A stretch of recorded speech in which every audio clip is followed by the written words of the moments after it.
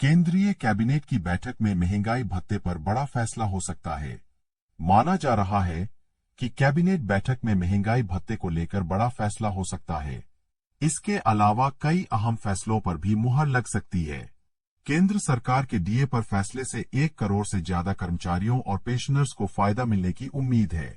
केंद्र सरकार साल में 2 बार डीए में इजाफा करती है। यह बढ़ोतरी जनवरी और जुलाई में होती है। इस बढ़ोतरी की आधिकारिक घोषणा कुछ समय बाद की जाती है। माना जा रहा है कि केंद्र सरकार महंगाई भत्ते में 3 से 4% का इजाफा कर सकती है। केंद्र सरकार के अधीन सेवारत केंद्रीय कर्मचारियों की प्रतीक्षा जल्द खत्म होने वाली है। कर्मचारियों को बीते जनवरी से अपने महंगाई भत्ते जबकि पेंशनर्स को अपने महंगाई राहत में इजाफे का इंतजार है। उम्मीद जताई जा रही है कि केंद्र सरकार गणेश चतुर्थी के ठीक बाद यानी नवरात्रि से पहले इसका ऐलान कर सकता है। Central government employees the increase before Navratri 2024 latest notifications.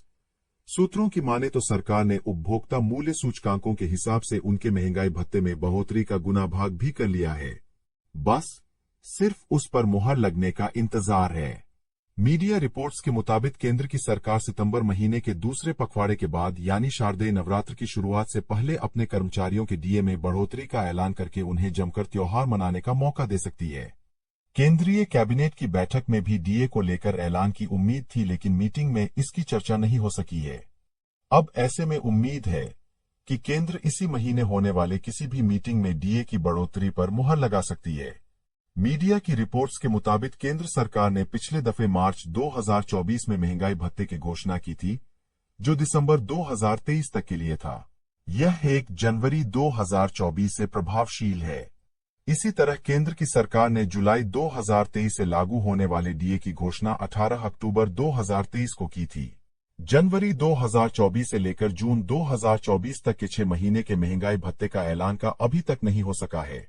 आज यानी 2 सितंबर को भी केंद्रीय कैबिनेट की बैठक थी, लेकिन सरकार के एजेंडे में यह शामिल नहीं था।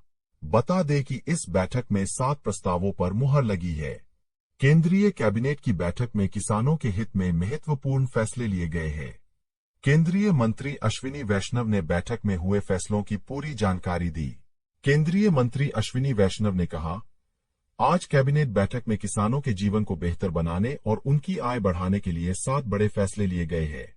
पहला है डिजिटल कृषि मिशन। इसे कृषि के लिए डिजिटल सार्वजनिक अवसंरचना की संरचना की तर्ज पर विकसित किया जा रहा है। कुछ अच्छे पायलट प्रोजेक्ट शुरू किए गए हैं और हमें सफलता मिली है। उसी के आधार पर 2,817 करोड़ रुपए के कुल निवेश के साथ डिजिटल कृषि मिशन की स्थापना की जाएगी। केंद्रीय मंत्री अश्विनी वैष्णव कहते हैं, दूसरा फैसला खाद्य और पोषण सुरक्षा से जुड़ा है। हम अपने किसानों, अपने कृषि समुदाय को जलवायु लचीले फसल विज्ञान और 2047 के लिए खाद्य सुरक्षा और पोषण सुरक्षा के लिए कैसे तैयार करें, इसे ध्यान में रखते हुए इस कार्यक्रम के लिए 6 स्तंभ स्थापित किए गए हैं, जो 3,979 करोड़ रुपए की लागत से किए जाएंगे।